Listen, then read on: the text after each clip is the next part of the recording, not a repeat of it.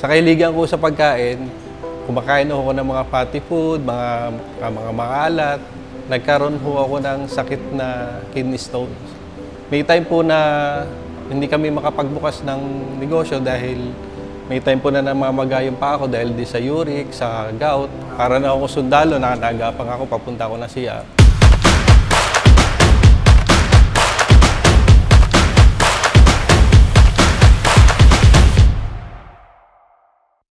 Ako po si Jefferson Sibulo, nakatira po sa Lipa City, Sampaguita West, 42 years old. May business po kami na food online business sa Sampaguita West. Mahilig po akong magluto at mahilig po akong kumain. Sa madaling salita, no limit po ang aking pagkain. Sa kailigan ko sa pagkain, kumakain ako ng mga fatty food, mga maalat. Nagkaroon po ako ng sakit na kidney stones. May time po na hindi kami makapagbukas ng negosyo dahil may time po na namamagayong pa ako dahil di sa uric, sa gout. Sobrang ano po niya dati, pagampaga, tapos para na ako sundalo, nakanaagapang ako, papunta ako na siya. Nag-take na po ako ng iba't ibang klaseng gamot. Sa katagalan po, hindi na po siya tumatalab. Na-diagnose po ako ng 2017. Nakilala ko po ang Ninang Selly. Nagbigay po sa amin ng Senior Greens. Hindi ko po siya sinusubukan dahil wala akong tiwala sa kung ano-ano po mga gamot.